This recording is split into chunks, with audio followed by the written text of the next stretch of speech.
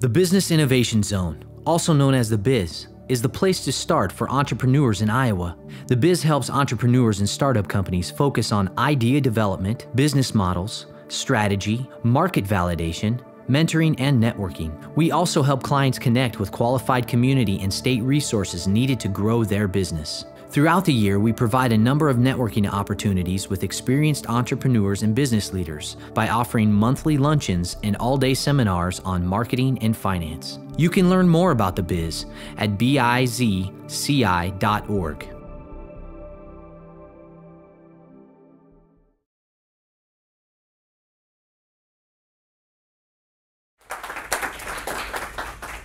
So I did not concentrate a lot of the stuff on how to actually pitch. What I did was I typed down or put down some kind of parts of my story that I thought might be helpful or relevant for whatever reason.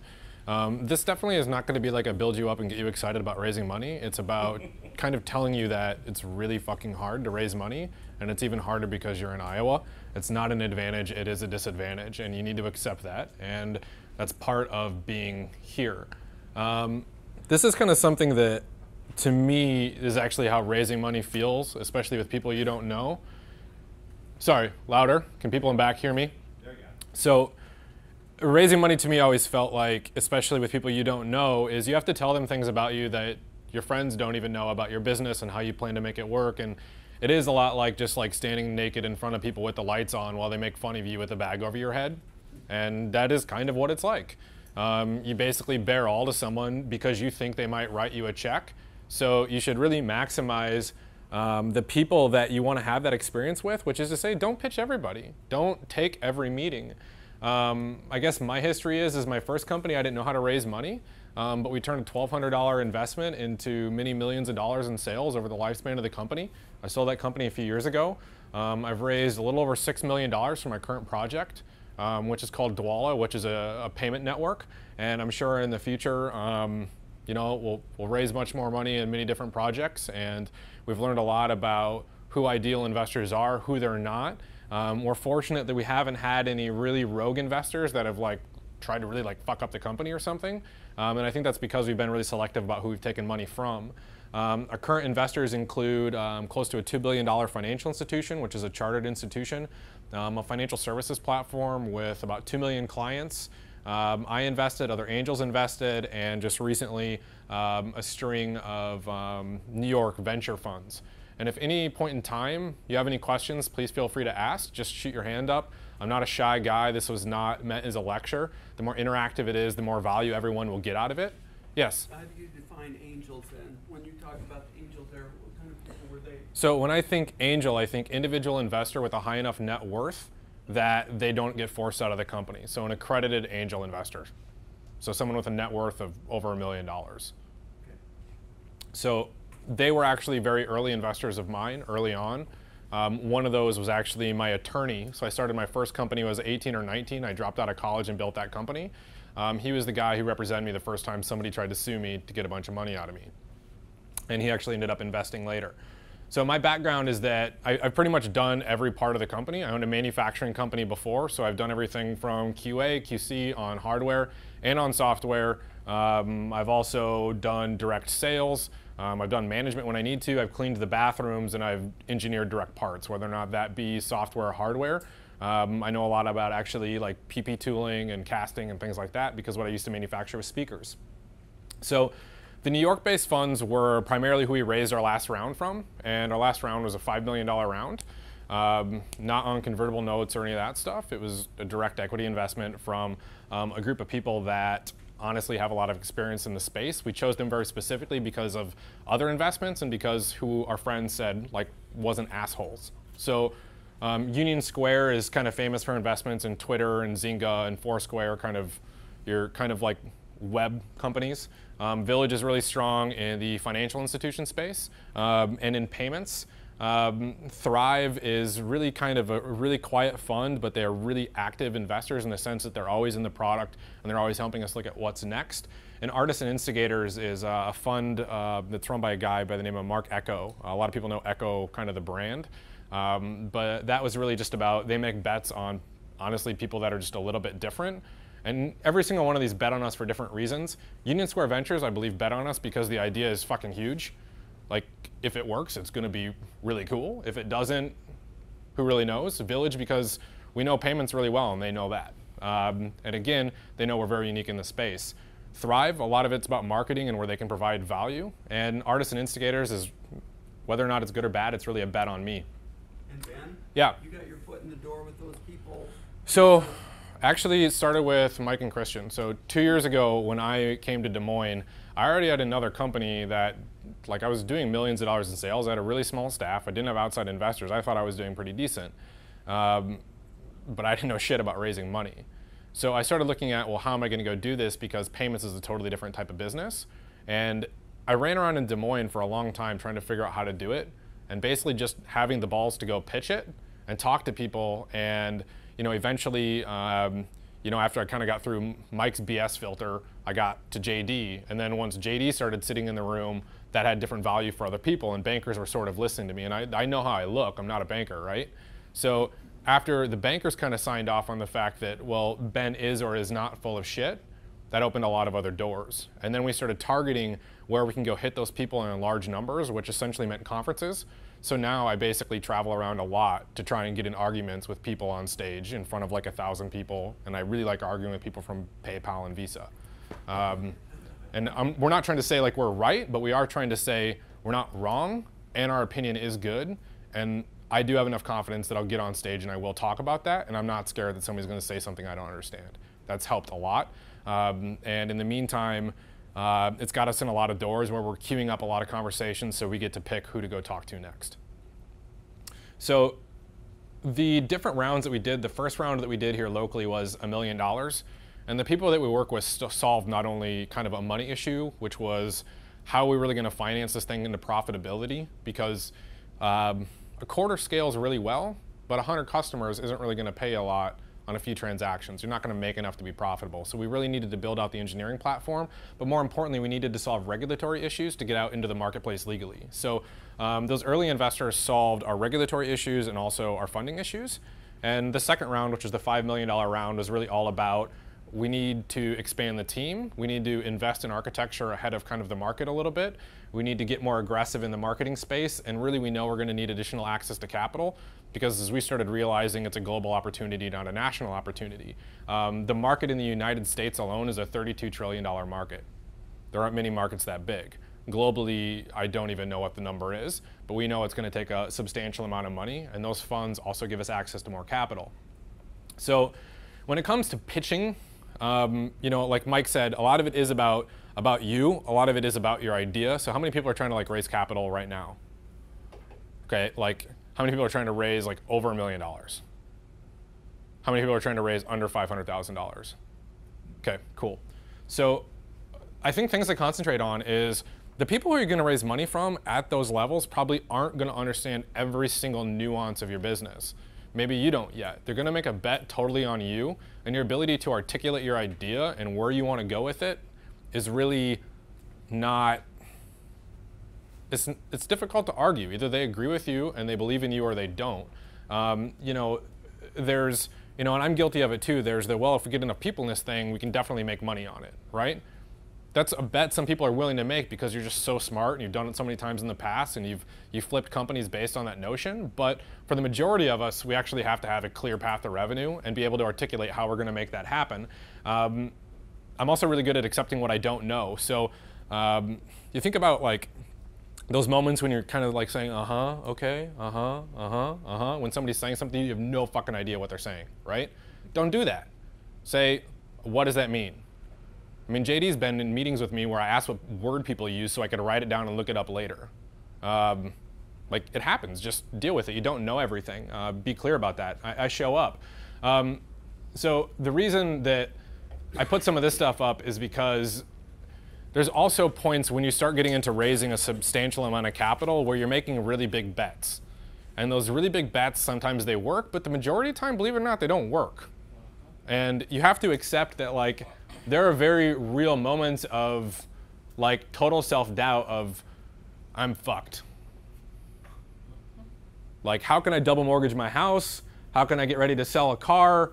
Like, everybody, like Charisse is now the CEO of our company. There was a point in Dwala's life cycle where I remember sitting in Christian's old office in Palisades, and she reminded me of it yesterday when we were talking about this, kind of the concept of, I actually remember saying, you know, I don't know what I'm going to do if we can't close this thing. And we knew how much runway we had, and we got it closed, and lo and behold, something really magnificent happened. So the first company I started, I put in a $40,000 order for parts without the money to pay for it. I didn't even need the money.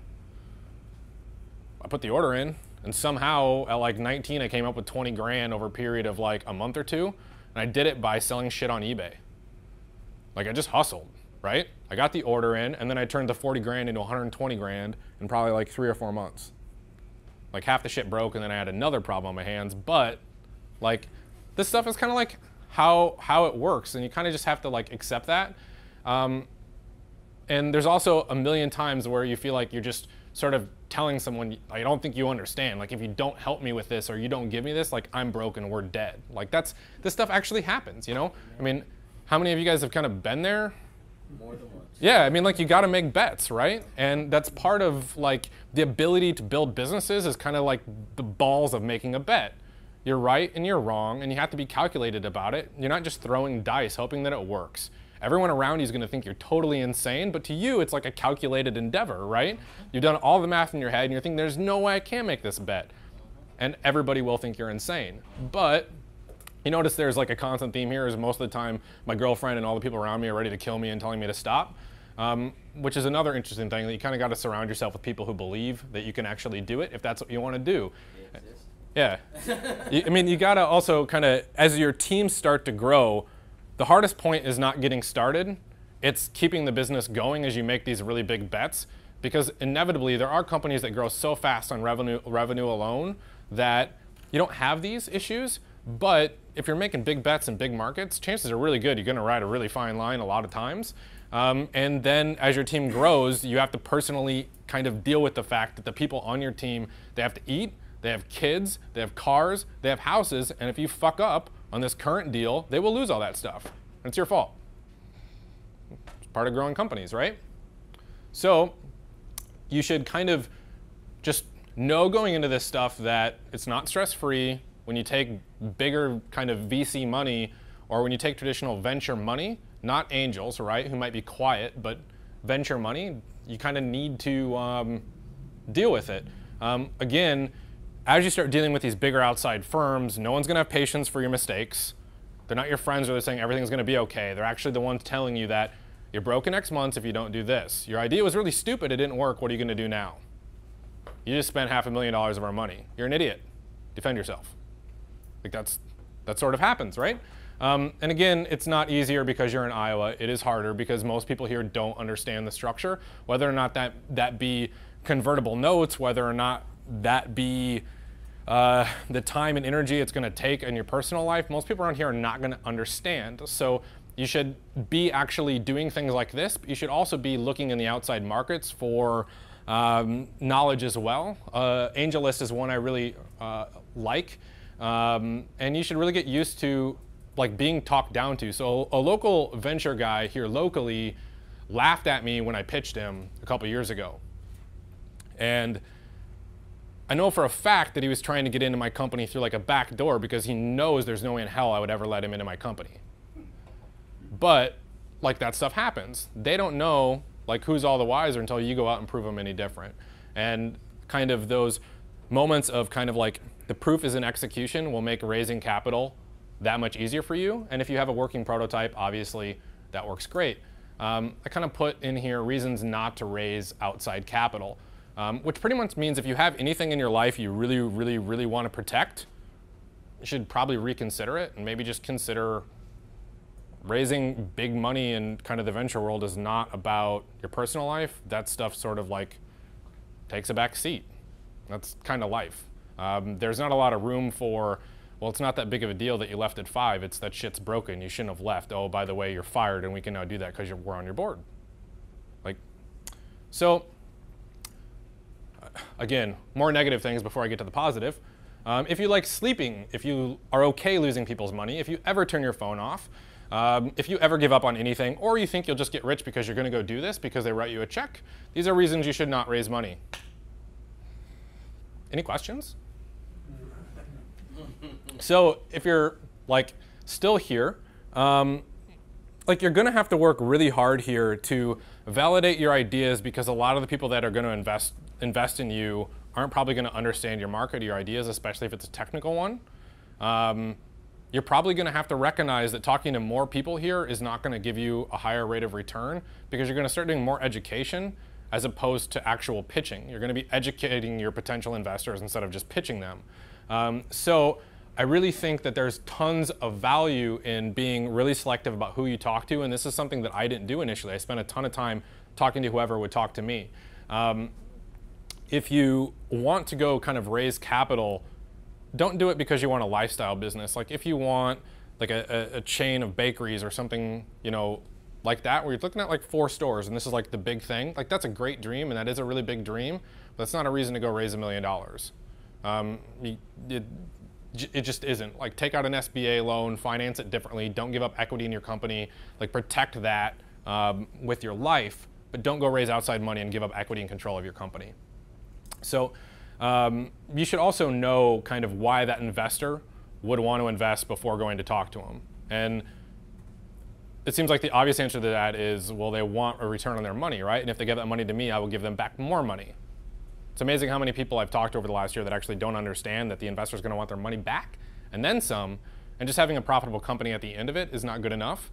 You either have to sell it, you have to start buying other stuff, or you have to start cutting them in on revenues. I mean, you got to figure out what you want to do with their money long term and be able to articulate that, and then figure out how you're going to do that and how you can leverage the resources that aren't just money. So this is something that, how many of you guys in the room have ever met Doug Reichart? So Doug gave me the rules, and I'm only going to share one with you, but one of the rules Doug gave me that I've always taken with me since meeting him was, I can't get what I want unless you get what you want.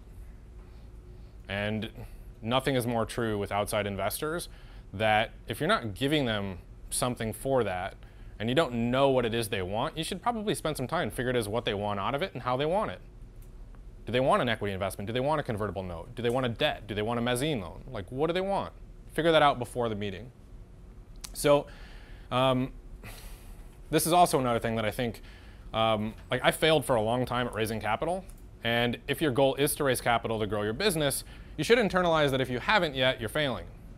It's that simple. It's not because the investors don't get you, which they might not. It's not because your idea isn't good, which it might not be. So maybe improve your pitch, improve your product, build it out, do something. But the fact that you're not raising money isn't other people's fault. It's your fault. And as our kind of community grows up, that was something that it took me a little bit of time to understand, was that, well, you know, who can I raise money from, or who's it easier? I don't want to raise money from these guys. But at the end of the day, it was I needed capital from the right people to pull something off, and not doing it meant I was failing. So things that are going to make raising capital way easier: have a working product about what you're pitching, or have like a huge revenue stream attached to something that is a part of what you're pitching. Don't pitch an idea to an outside investor unless you have a working product. I know it's really hard, and you look at it from the perspective of, well, I need an engineering team so I can build this product because it's really complicated. Anybody can come up with an idea they can't build to pay other people to go do it, right? And we all have kind of shortcomings, and I have tons of them. But initially, the fact that I found other people to work with and hired on the side to build out working prototypes and products where my shortcomings were, it helped me a ton long term. It also meant that I could figure out how on a little amount of money to get something up and running, and that was really useful for me long term. Knowing the product better than anyone else seems like an obvious thing, but when you pay an outside firm to build your prototype and you don't have any idea if you're built in like Ruby or .NET, and you're trying to pitch a tech investor, like, just know your product. It's pretty simple. And in order to kind of get faith from really good investors, and there's going to be exceptions to this where you're raising money from people that are just investing in you because of the fact that they like you for whatever reason. Maybe you drink with them, maybe they birthed you, who the fuck knows, right? Maybe they'll give you money. And again, a lot of people make the mistakes of like taking money from people that are really close in their personal life. That's one I should have put in here. Don't fucking take people, or like don't take money from people in your personal life. Like when you fuck it up, which inevitably you probably will, because we all do, and not everything goes right, you're gonna lose their money, and then you're gonna have to sit at Thanksgiving dinner with them. Like you're the asshole Uncle Tom that just lost their life savings. Like don't be that guy, right? Like find good investors to help grow your company. And you know, I've done deals I've done deals with my family, especially when I was really young, and they just don't work out well. Family and friends, even though a lot of people think that's where you get early money from, if it's really close in your circle, I would suggest against taking their money. Finance it as far as you can on your own. I also think my ability to say, well, I'm looking at doing this and I'm willing to put my own money into it. Like I had about 70,000 of my own money into it as we went through kind of our first $250,000 raise. So I worked really hard. I made a really big bet. And like I didn't have that much money in the bank, but I was pouring it in. I was ready to sell my car. I was ready to go get credit cards to finance the fucker. You do whatever you have to do, and people see that. And that's the type of like thing they invest in. If you are looking to try and get like $15,000 from a friend to go get like inventory to do something, but you're driving a car worth 20, looks like you have $15,000 right there. Why are you asking me, right? It's a little bit different when you're talking about bigger amounts of money, but your ability to kind of execute on those smaller levels at first, as you climb that ladder, I mean, you'll get there and it'll build a lot of trust. So I thought I took out all the swear words. I really thought I did. So the product in the market is really important when you're looking at raising a significant amount of capital. So if someone invests $1 million in your company at like a $10 million valuation or something of that nature, so they're buying 10% of your company for $1 million. Does anyone have any idea what kind of bet they're probably expecting you to sell the company for? A shit ton, right? Like 50 million would be okay. Like the fact that getting you to like 100 or getting you more, like that's something really substantial. So if you're raising a substantial amount of money and you're getting like strong valuations, or you're going out and trying to expect them, you can buy it down with revenues, right? So if you've got revenues that kind of say, I can take anybody's money, why should I take yours? That's one thing. But when you're just going out and saying, I think you're going to make this really big bet on me without really understanding what they want out of it, just kind of try not to do that because they won't let you back in the door. And if you screw it up and you have the wrong assumptions, just apologize. It's amazing how far being in Iowa and saying, I'm sorry, I made a poor judgment. Let me go back and figure this out. Would you be willing to meet with me in 3 weeks? It's amazing how far that'll actually get you in kind of the investor world. Ben, this part confuses me because I hear two different groups of people telling me two different things, which is, one, I hear earlier that VC type investors are looking for like a 3.5, 4 times return on their investment, right? Mm-hmm. Or when the risk reduces, it's 25% annualized or 20. And then I hear you saying they ain't gonna even mess around with this stuff unless they can get a 50 bang or 100 bang type of return on it. So which is it? Well, they want as big as they can get. Right, sure. Right? Do. But what's the minimum that they're willing to look at? So the truth is somewhere between probably your 3 number, where they're probably making bets because they think it's a sure thing, and their bigger bets are probably in the thing that they think is a potential home run. And it could go a lot of ways, right? I don't know everybody, but I do know that had our goal of the company, our goal a while ago, so when we did the first round, we actually thought there's a possibility we'd probably sell the company about the point that we're at right now. And the valuation that we thought of and like the numbers as it related to what the company was worth was proven by a lot of the conversations that we had. So we could have sold the company. And we think they probably would have been very happy with their returns, the early investors would have been, but instead we decided to grow the company instead of sell it and really kind of ride the wave. And as we went through that, you know, we want to grow this into something really substantial and really big, and I would not take a $100 million like check to sell the company. Like we want to go much bigger than that. I could be totally wrong, take that for what it's worth, but you know, we're swinging for the fences, and whether or not we're right or wrong, time will tell. So what I hear you saying is you'd like to have the potential upside of the bigger wins, but all calculations are actually relatively bullshit, right?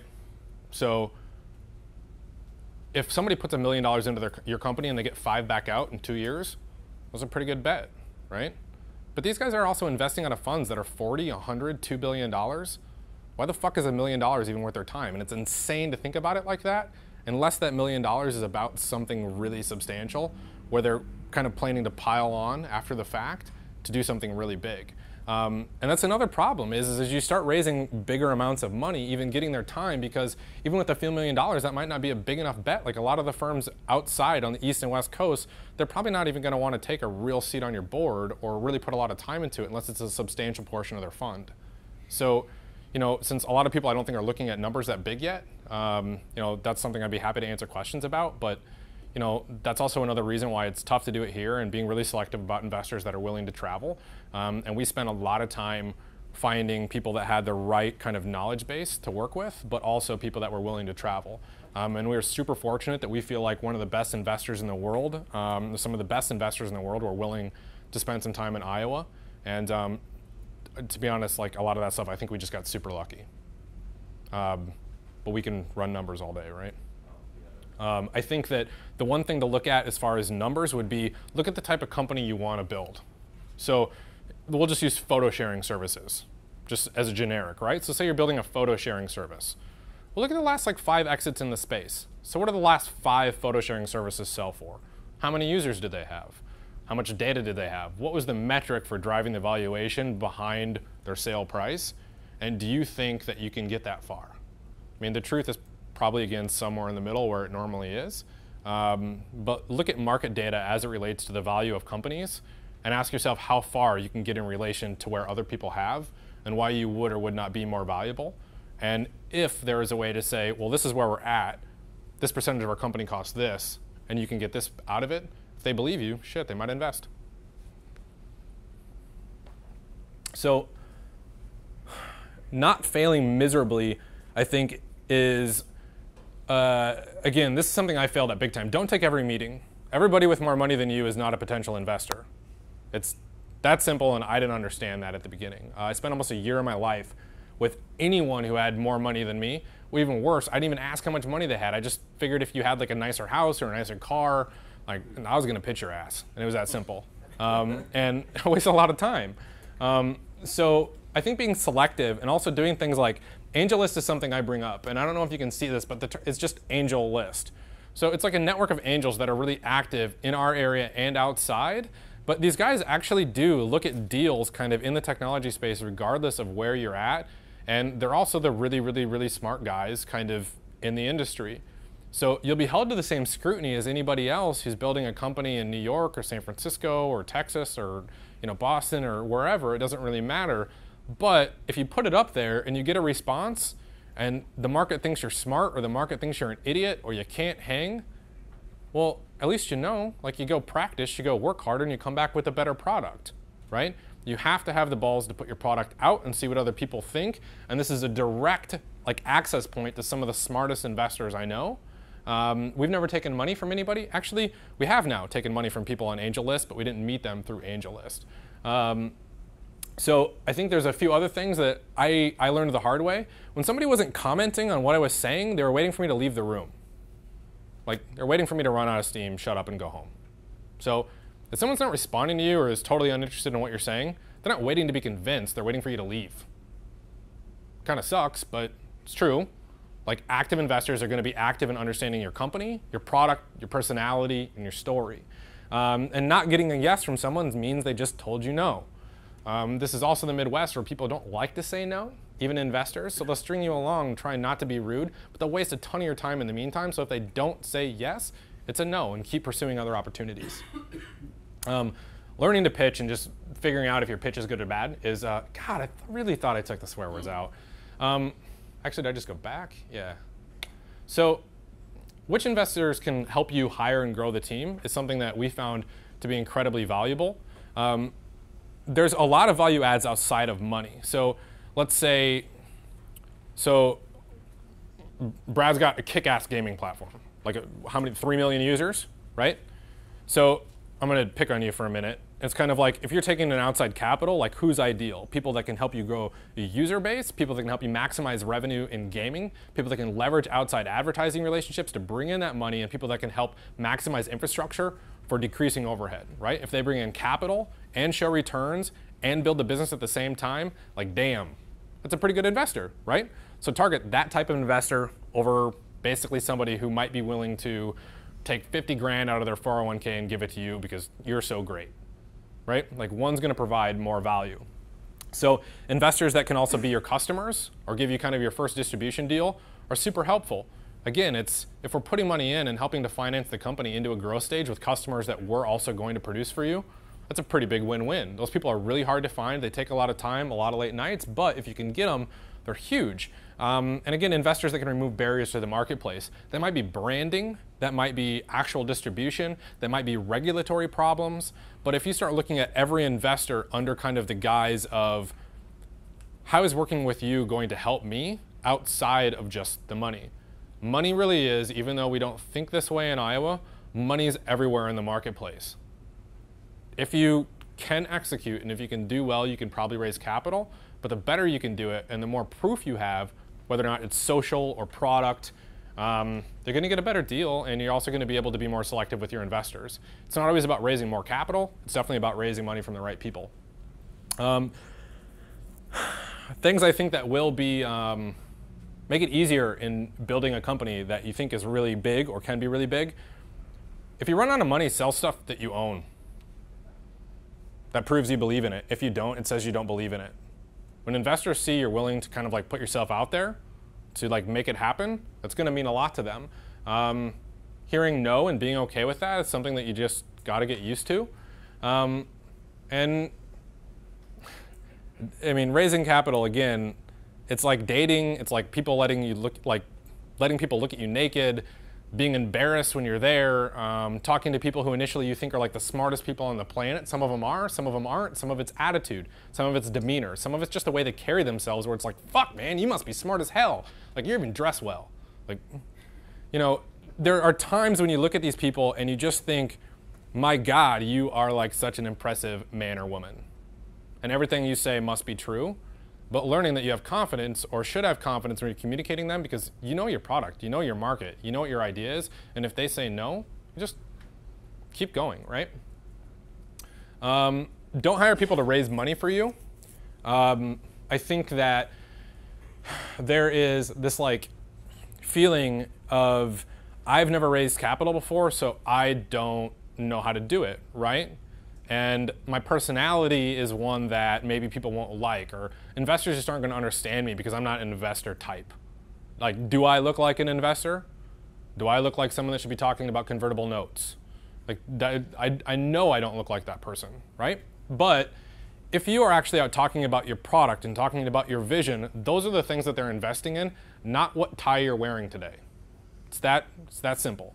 So if you go out and you put yourself on the line for your product, your vision, and your story, and you stand by it, the right investors are going to have the right faith in you long term, and never, ever, ever, ever, ever, in my opinion, like let people raise money for you, or even definitely don't pay people to raise money for you unless they're already investors in the company. When I think there's something different when a current investor is out finding the right distribution relationships for you with other investors, that's one thing. But when there's like this kickback on the backside, like I don't like that. I think it feels uncomfortable. And like, how many people have ever like been a salesperson or like hired multiple salespeople? So for the people that have been salespeople, have you ever like gone a little bit farther than you should have out on a limb and just kind of said like, no problem. It's going to be glossy too. It's going to be awesome. Just give me a check, right? Like, if you've done sales, you know what it's like to like come this close to losing the deal and making it happen. But it's that much worse when it's not even you doing the work. It becomes, how many of you guys have like had salespeople that have just like sold so much more than you could ever produce at such a low cost? There's no way in hell you could ever produce it, right? So what happens if the livelihood of your entire company rides on the back of someone doing sales in a room where their kickback could be hundreds of thousands of dollars, and you might not even be there to defend what you can or cannot do? Like, is that really the partner you want going forward, who has a preconceived notion of who or what you are because of someone else? I just don't think those relationships are the way to do it. And if I fail at raising money, I might take that back and hire somebody to do it for me, right? So learn about things like dilution. Like, understand that as you like raise capital, the numbers are going to change. And again, one thing that I was really naive about kind of at the beginning of this was what my board structure looked like, right? Or even why I would even care. Like, if you invested in me, like, we'll sit in the room, we'll talk about it. It should be good, right? You must believe in me. But there's so many politics behind it, you don't understand how that affects things like dilution of your own equity in your own company and your rights inside of it. Just like, do some research around dilution.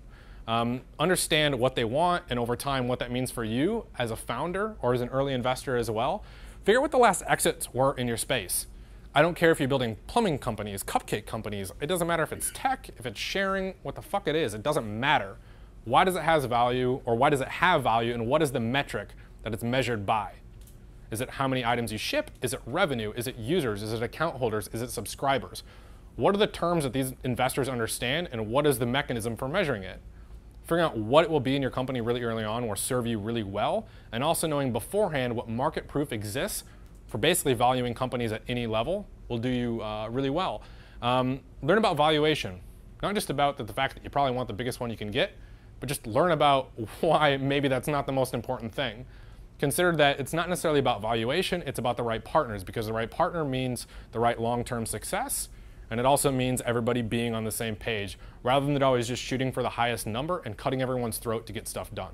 It's not the right way to build a business. At least, again, I don't think so. Learn about what a cap table is. So, cap tables, dilution, things like that. AngelList also has a really kick-ass free cap table. Actually, it might be something you pay like $5 for. I know I've got sample ones. If you want to send me like a note, I'll send you a cap table. Just like learn how, kind of just how it looks from an ownership perspective to start bringing in outside investors and what those rights typically are. Because as you start actually getting investors that are more sophisticated, that aren't kind of friends and family, they start looking at what's the board structure going to look like, what are our rights, what are our voting rights, what type of stock are we going to have, what's that look like as far as the options pool, how are those things going forward, and I mean, there's definitely an art to some of these things. And just learn basics of like what a convertible note is. You don't need to go read like an Investors for Dummies book if you've never done it before. I would say honestly, just like literally start with what exits were in your space, what dilution is, how you drive value, basically, and how you understand investment structures and different types of investment structures like a convertible note. From there, you can learn off that base, but I would definitely start there. So picking out who to talk to then, I think is all about a wish list. And this was something else I didn't do that I just started learning from a few people who have built companies before. So since we're in Iowa, it's kind of like, who are the 4 people in Iowa who you think are going to provide you with the most value as an investor? Like, is it the Kraus family? I don't know who it is, but figure it out and then go find those people directly. Everybody else is irrelevant. You might find somebody who becomes relevant, but concentrate on the people that are going to drive the most value. And as we all grow up, I think it becomes, okay, well, let's look outside of Iowa and just say, who are the 4 people in the world that you think can really help you? Who are the 4 people in the world that you think if you got 5 minutes with them, they can change the world for you? So there's only one person on my 4 people list that I haven't got in front of, and I know everybody in his inner circle, and I'm still working on it. I think I'll probably get it this year. And not every single one of them like me. That's for damn sure. But every single one of those experiences provided me with tremendous value. And I would encourage you just to say, okay, well, let's just set the bar super high for who I want to access.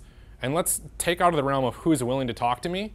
And as building my company and my vision, who do I want to talk to because of who I know can help me? I know that's a lot of really selfish I's and me in one sentence, but this is about your vision, your idea, and where you want to go, and no one else is ever going to work anywhere close to as hard as you will to make it happen.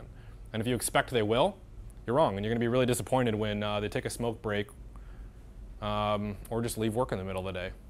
Like, you need to be the person to basically build your company. Again, no one's going to do it for you. Initially, probably no one in your personal life will understand. And again, I was talking to Charisse about this last night, and she really hit on, you should probably tell everybody that like mentally, emotionally, and socially, this will totally own you. And there are a very small group of people that the first time you raise a substantial amount of money, who will treat you the same. People in your family won't, your friends won't, your social groups are going to change. And when that number gets bigger every time, it's even weirder. Like the transition you'll experience as an entrepreneur and as a person, as a founder and as a human being, is really difficult to describe. I think it's actually very much like having a child in the sense that you're never going to know what being a parent is like until you actually go through it. And I think to some people that probably sounds like a huge extreme, but at the same time, it really is a life-changing experience. And if you have the balls to go do it, and if you're successful, and if you can accept that it's going to be difficult, it can be really miraculous. Changing the world is hard, or trying to is extremely hard. People are never going to like line up to tell you how great the idea is until you don't need their help anymore. And if you're willing to go do it, I just think it's totally worth the ride. Any questions? Yep. So when you were raising your first round, did you already have it planned out? Like, were you telling, so you said you were thinking of selling it, but did you have that second plan of we're going to raise the second round at this date if we decide not to sell? I mean, like, how far ahead were you planning at that stage? So when we did the initial kind of round, and I mean, JD was around in every part of this, so if I recollect the story incorrectly at any point in time, feel free to correct me. But I mean, what we were looking at initially was, we weren't trying to raise 1 million, we were trying to raise more, and it's because we were trying to solve a different problem. We started finding out through trying to raise the bigger amount of money that there was another way to do things, and then we adjusted our calculations. We basically said, what are the different values as we move forward that would make this money worth it? So, you know, a lot of that was numbers driven, a lot of it was numbers driven on assumptions that we all know are bullshit, but are driven on, this is probably feasible, which when we look at it, we feel this is right or wrong and has some, you know, emotional logic to it. And, you know, that was a conversation with people kind of internally that if the company is ever worth this much money, we should just sell it and get out, because that's like a really nice retirement, right? And what we ended up finding was, is kind of like we started to see the ramp, it was, we shouldn't sell this thing. We should raise more money and we should get more aggressive. And I think that for me, that was a really clear choice. For other people, I don't know if it was. And then we redid the whole evaluation, which was, where are we at? What's the value of that? What do we think we can do? And we were actually really specific. We raised 5 million, and that was the number JD picked. I didn't pick that number. I wanted to raise more initially, right? I mean, I'll admit that. You're like, yeah, you did. So, you know, we just sort of used good judgment to say how much we wanted to raise and what we thought the value at the next step could be. And luckily, I think we did pretty well on the kind of first time out. The second time out, it's a much bigger bet, and we'll see how it works out. But we definitely were saying, this is where we're at today, and given our current momentum, this is where we think we'll be in 12 to 24 months, and this is where we think we can accelerate it with you as a partner. Can I ask a follow-up to JD? JD, at what point did you get involved and what made you be interested? I mean, I'm sure tons of deals come across. Yeah, I know. I met Ben. I'm a board member and CFO for the company, so I'm really, you know, an advisor to the company. I met Ben through Mike and Christian, I believe, along when Ben was touring the state, talking to everybody. And the point was, I really liked Ben. I liked the idea. I loved the concept. And it was a situation where he had a significant problem he was raising capital for as well, and had to do with regulatory issues. And it got retooled. And what this Series A investor did is solve that issue. And so it allowed us to raise less money, non-dilutive money, and money that really solved the problem. What it also did, besides solving the problem, it brought huge external validation to DeWall. A financial institution and one of the larger money processors in the nation invested in DeWall, and that brought external validation to the marketplace as well. And that's why the company was in a nice position to get this carry on $5 million at a very, very nice valuation. But I just believe in his energy. You know, you see what you get, and he's tenacious, and you know, he's on the East Coast, West Coast, and everywhere in between on a weekly basis, and you got to respect that. Well, I feel like I said this the other week, but I want to say this to you, because I feel like I feel like just maybe I sort of understand where you're at. Like, if you want to do it here, like, it means you're not going to be here a lot. You're going to be externally, and you've got to do deals with guys on the coast because they understand your space really well. But like, I'd love to talk to you. I think you have a fucking huge opportunity, man. Sorry, David. Yeah, Ben, what's your advice? I mean, for you, Des Moines and Iowa is a sweet spot because of the amount of financial services. I'm just the how big the financial services industry is here in Des Moines in Iowa. But like, let's say you're an entertainment company or an entertainment startup where you're maybe mixing, let's just throw out like some type of social site that mixes celebrities with the public population, and it's got like Hollywood written all over it. Go to LA. Would you just jump ship and just look for investors on the coast rather than in Iowa? So I would actually put money on the fact that there's people within 100 miles of here, or maybe 200 miles, that have probably had a significant ROI on investments in the space. So entertainment companies, distribution companies, content management, back-end solutions, or have access to people that are making big bets in those markets. I'd be happy to share with you some of who I'm assuming those people are. But I think there's a few ways to look at it. One, if you want that kind of quick fix, like, yeah, go to LA. If you want to build your infrastructure out here, and Iowa is where you want to be, it's going to be tough to do it here. A lot of people aren't going to understand it initially here, but they'll vet your idea a lot, and it probably is possible to find people who understand the space really well. They're just not out posting on blogs about it. They're probably just enjoying it in their big-ass house somewhere out in West Des Moines. They're there, they're just quiet. Tej? Mine was slightly attached to that question.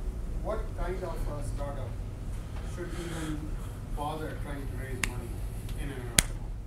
In and out of Des Moines? In or around Des Moines. Maybe if you would just repeat the question. So Tej asked, what kind of startup should or should not try to raise money around Des Moines? You have to want to do it here. It is going to be harder because you're here, as far as I know, pretty much regardless of the type of business that you're building, because our culture is not, we are here to make bets. And there aren't a lot of people who are publicly going out and saying, we've made these bets and we've had huge returns. I think that there are certain types of companies where it will be, you'll get a huge source of information, like banking and finance here, especially in insurance. You're going to find people that understand your business model really well, really quickly. I think even in manufacturing, as it relates to the outliers outside of Des Moines, you're going to find a ton of people that understand manufacturing and even biomedical engineering and biosciences out of Ames. So I think those people are there, and Des Moines definitely has its hotspots. And actually, I'm going to take that back. When I think of companies, I'm always like looking at consumer tech. Consumer tech is a weird bet in Des Moines. It really is. And that's just where we happen to be, so I'm pretty jaded on that side of things. But in like biosciences and so on and so forth, like Ames is killing it in that stuff. And I would also bet that around Ames, Iowa City, and Waterloo, you'll find people that understand the medical field really well, as well as agriculture and like kind of just like manufacturing construction. Is that fair? Like, if you want to argue with me, please correct me so I know what to say next time. I agree with you. I think the consumer tech, the entertainment, the resistance I'm seeing to money coming into those startups here is saying that these entities probably need to look outside of Iowa. It's even for as little as 50K. Yeah, it's tough, man. I mean, I was in London a couple days ago, and I say this not to say like I was in London and blah blah blah blah blah blah blah, right? Like, I was really far away from Iowa. I was far away from the coast, and somebody I really respect, who I think is one of the more brilliant minds in kind of like internet data in the world, was like telling me you have to leave Iowa. This is somebody who like I've been struggling to get in front of, and I've been trying to find, and I've been trying to talk to him, and he was telling me you have to leave Iowa. It's a mistake to be in Iowa. And for 15 minutes I defended my choice about why that is. Like, I made a conscious choice that for as long as we can, we're going to do it here, and I would be amazed. You know, I think we will open offices other places, but I also think that there's a huge misunderstanding about what value Iowa brings to the table in terms of the resources that we have here. But it is, man, like, it's a hustle. I mean, it's a hustle to do it here. And then when you're not doing it here, you've got to manage things here, and you still got to be doing everything else and trying to keep the ship moving. Like, it's a different type of problem. Yes? You say name those 4 people, that could take your business to that next level, both here and in Iowa. Any advice for actually getting that conversation or enticing that? Because, those 4 people may be way out here in there. So, like, there's a network that connects everybody, right? And I'm not saying go follow them on Twitter and just start like, nice shoes, like, nice bag, like, I like your kids. Like, it gets creepy really fast when you go that direction, right? So what I would suggest doing is do things like, one, understand why you want to talk to them. And it's not tell me what to do. It's I'm doing this thing, and I think you have a really unique knowledge base around what I'm doing. And I think if there's anybody who understands this, it's probably going to be you. And the compliment is not enough. Like, know what questions you're going to ask them. And you might find one, if you figure out in your head and you make it less about the celebrity of that person, but more about, and I mean celebrity to you, really, like that person in your head is like really high on your totem pole, right? Make it more about what question I would ask you. And then you might find out you don't necessarily need that person to answer that question. So maybe that person's not the person for you. But if you start thinking about what value I think this person can provide to me, other than like, I think they're cool and I like to hang out with them, you start recognizing what problems you're really trying to solve. And sometimes you're right about it. You just keep asking that question all the way until you get there. And a lot of the times, like for me, one of the things that I did was I started telling people who I wanted to meet. And after I showed up at like different conferences, or I somehow got on stage, or I talked to the right investor and they asked me what I needed, I would say, I want to meet this guy. I think you know him. I would like an introduction. I got told no a lot of times, but every once in a while, like I got a yes, and whether or not it turned out to be like coffee or beer or 5 minutes like in like a green room at a conference, somehow it worked out. It took forever every time, but. Any other questions?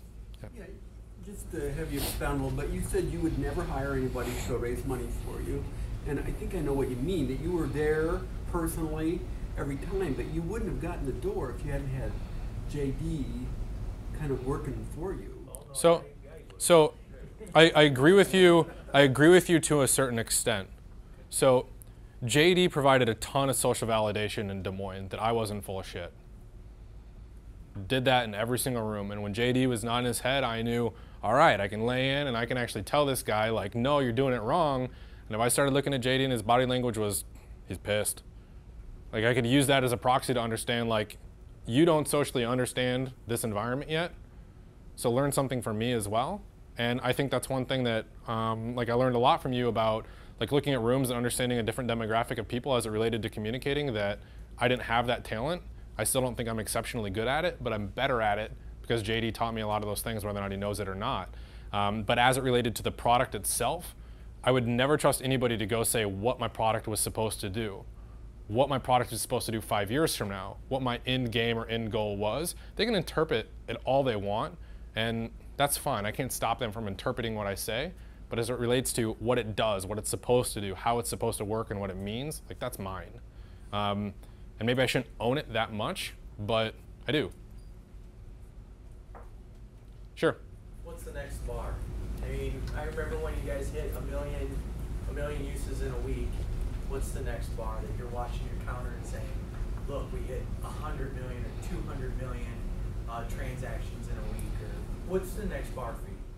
You know, we're really focused on, you know, building the user base.